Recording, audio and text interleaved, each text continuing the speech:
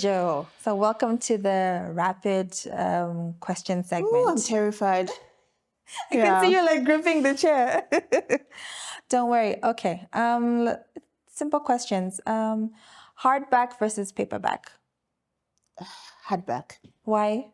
I don't know. I think for me, as long as it's a solid copy, really, it works for me. Oh, So either. this is really, so either really, as long as it's a physical copy. What I wouldn't choose is Kindle. Like if you'd ask me hard copy over Kindle, definitely hard copy. Okay. Yeah. All right.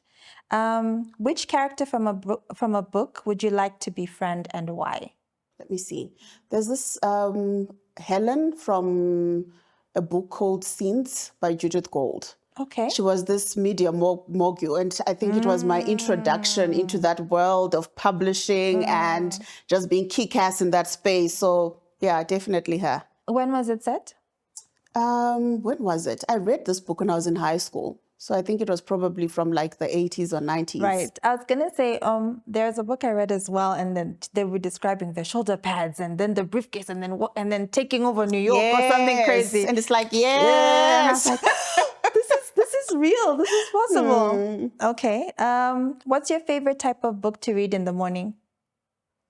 I don't know. I don't know if I have a favorite type. Whatever book I'm into, I'm going to be reading it first thing in the morning. So it's not a specific book. Whichever book I'm into in that time, then yeah. Okay. If you had to recommend a book to someone when they're feeling down, what would it be? I think I would say I'm realizing now I like sad stories because the two books that are coming top of mind for me right now are The Color Purple. Oh. But I don't know if it's a pick-me-up. Would you recommend it to someone who's feeling down and you want them to? Okay. Would you read it if you're feeling down? I would. Okay. I would.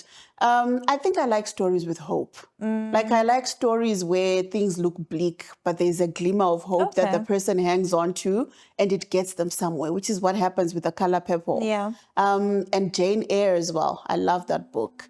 But it's also another one where it's not exactly all flowers and, butterflies and roses, but there's something there about just the glimmer of hope and hanging on to it until you get to the end.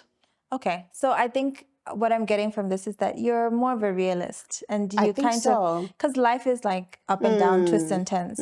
But knowing that there's, something to look forward to, I think that resonates with you. Okay. All right. What's the first book you remember reading?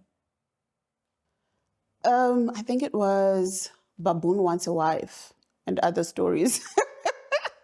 When I was 6, my dad bought it for me. I know. My dad bought it for me, and I think that's why it was extra special for me because it connected me to my dad in that way. So definitely Baboon Wants a Wife. That's my first memory of and Giant Alexander as well. Okay. Is up there. Yeah.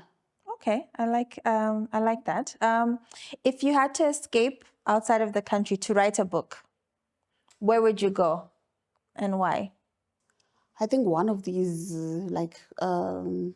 European islands. Okay. Like Nice or Cannes, somewhere where it's idyllic. There's the water, there's the sea, but it's nice and quiet.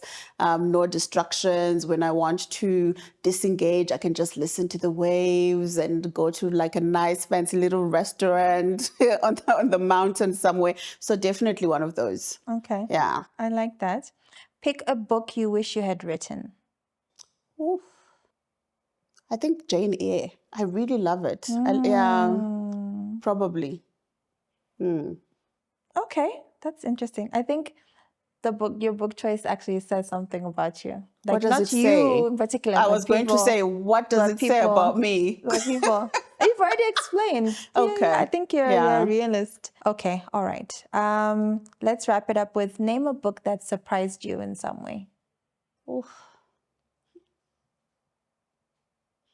Every time you say, oof, I'm going to laugh. You know what? No, because you know what? Books don't surprise me, is what I'll tell you. Okay. And this is why. Because every time I start a book, I'm very open to where it takes me. Okay. I never have any preconceived, like even after reading a couple of pages, I never start to think I know where the story is going to take me. I'm always open to where it takes me. So I like to be immersed in the process and to where the journey takes me. So it never surprises me. Okay. Yeah. That's a fair answer. That's a correct answer too. There's no wrong answers.